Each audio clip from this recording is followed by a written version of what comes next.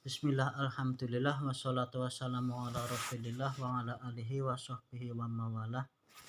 Wala hawla wala quwata illa billah, amma ba'du. Teman-teman setanah air yang budiman saya hormati, menanggapi statement orang yang membuli pondok pesantren Lirboyo Kediri Jawa Timur, yang di situ pada kesempatan itu ada berita undangan bahwa di situ Lirboyo mengundang Habib Syekh bin Abdul Qadir As-Seghaf untuk mengadakan sholawatan di pondok pesantren Lirboyo. Mohon maaf bagi orang yang membuli. Saya harap Anda minta maaf, karena itu bukan ranah kalian untuk menghakimi pondok pesantren Lirboyo. Tentang tesis Kiai Imad memang sangat luar biasa sekali, sampai-sampai merungkatkan nasab Ba'alawi, dan sampai saat ini belum ada komentar pembanding untuk mendukung nasab Ba'alawi. Tetapi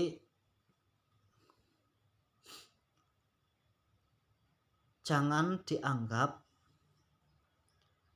bahwa orang-orang atau pengasuh pondok pesantren yang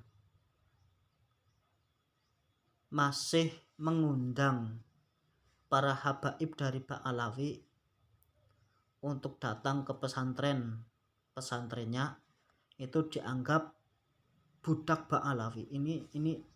Ini jangan sampai terjadi lagi, karena sehebat-hebatnya apapun daripada tesis Kiai Imad, itu tetap ada mujtahid yang secara haliyah dan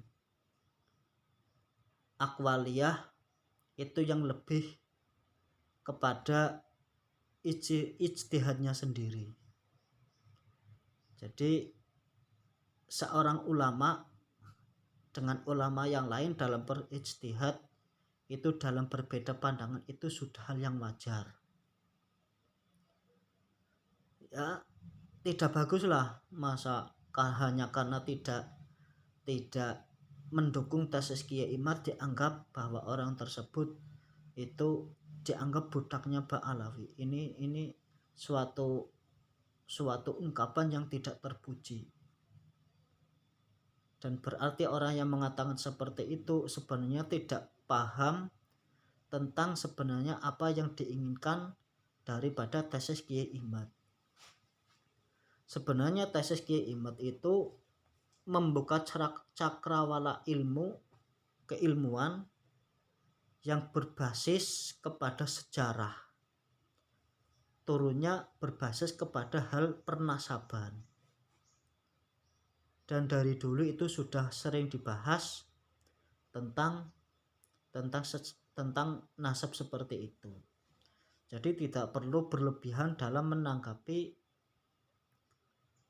bahwa orang yang tidak pro dengan Kiai Imad itu lantas dianggap budaknya Ba'alawi. Sekali lagi, sehebat-hebatnya tesis Kiai Imad itu masih dalam ranah keilmuan,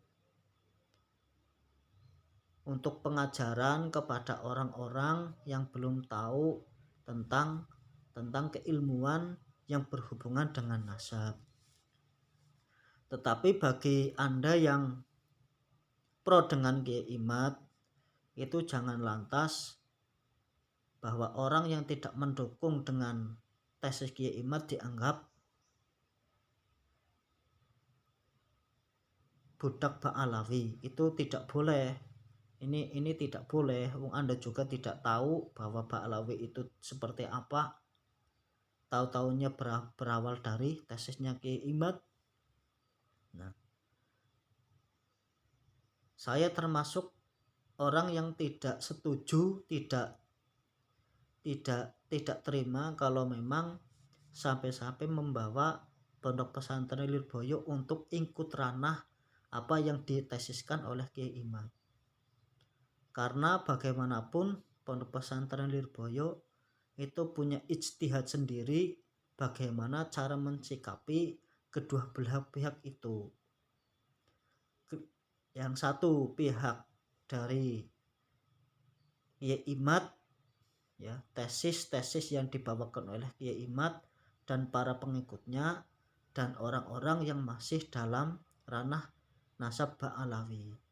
Ini Lirboyo punya ijtihad sendiri dan tidak perlu untuk memancing-mancing Pondok Pesantren Lirboyo untuk ikut debat dalam ranah itu.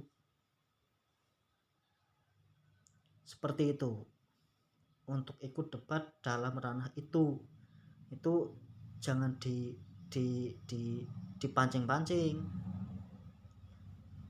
karena sudah berkali-kali bahwa Pondok Pesantren Lirboyo itu beranggapan bahwa dari apapun nasabmu, dari siapapun nasabmu, entah itu dari nasab yang mulia ataupun nasab yang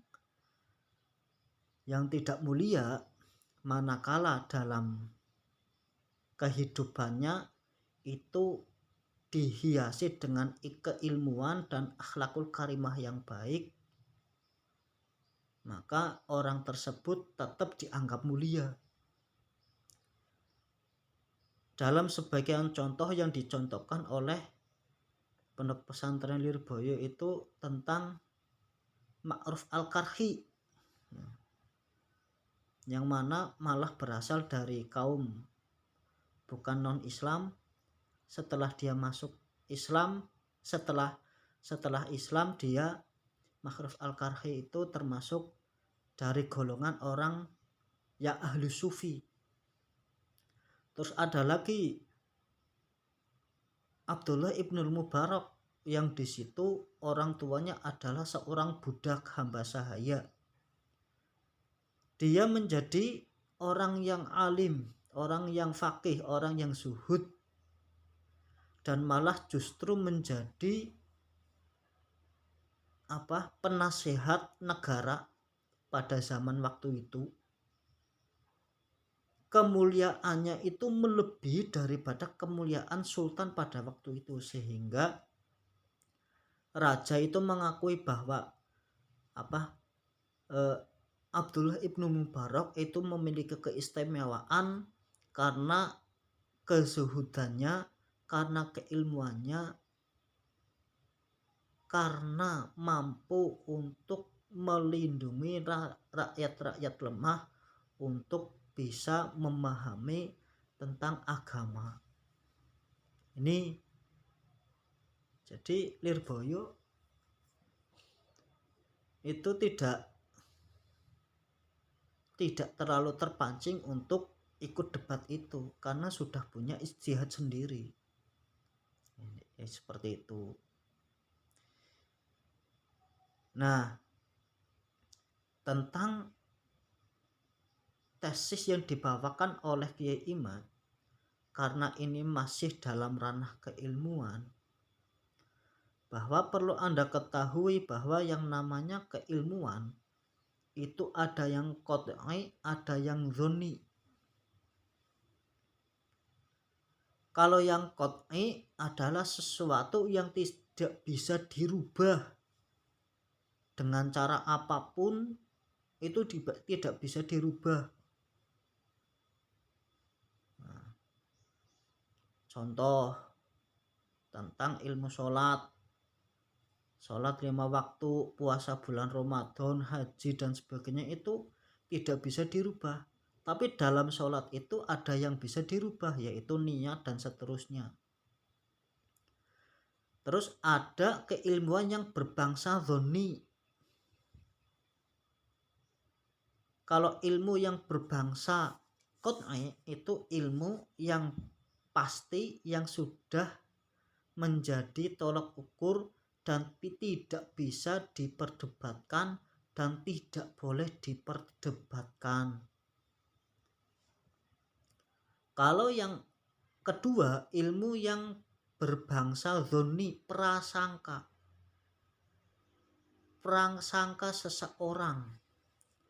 Makanya ada istilah 4 madhab itu ya berdasarkan prasangkanya sendiri-sendiri, bukan yang berbangsa dzonni.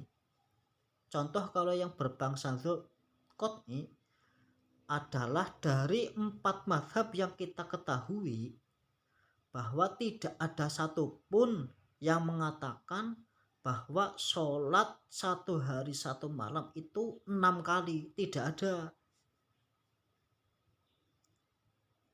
Nah, itu tidak ada. Kalau yang berbangsa dzonni dalam hal sholat itu tentang niat dalam sholat. Ada yang mengatakan bahwa niat dalam sholat itu ketika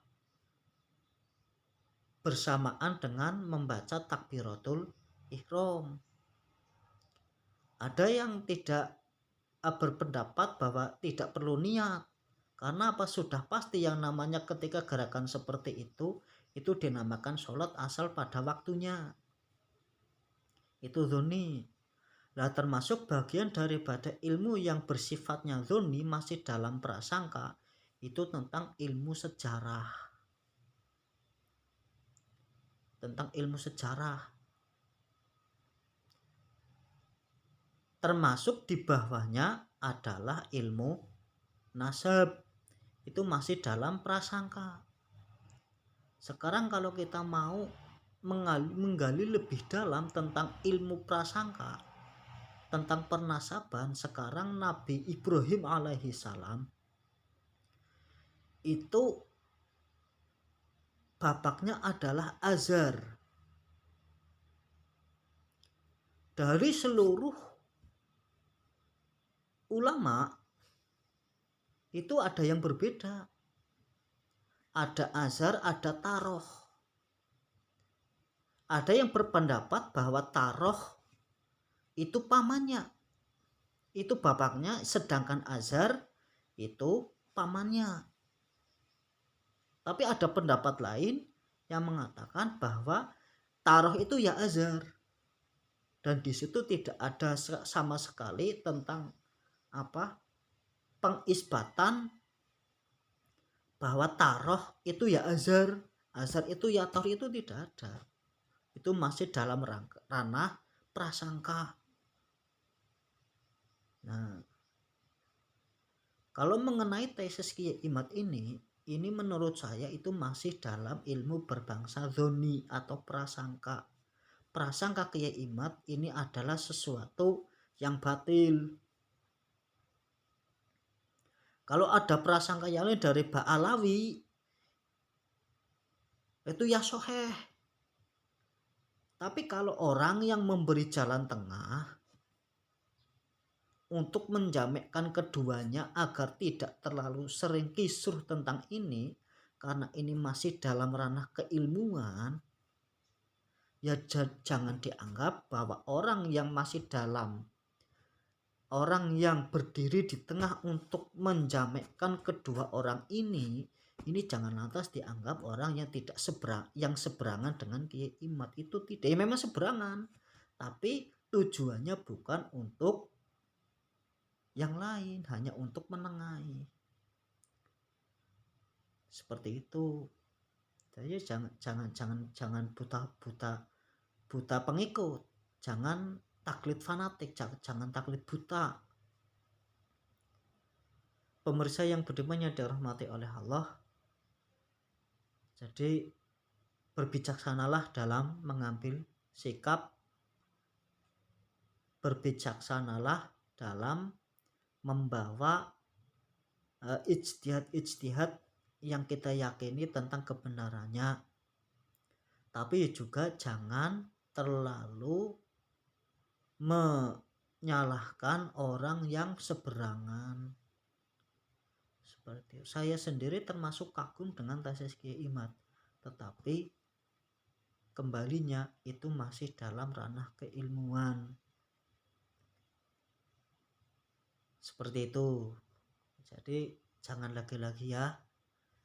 lagi-lagi membawa nama-nama pesantren untuk ikut debat ini.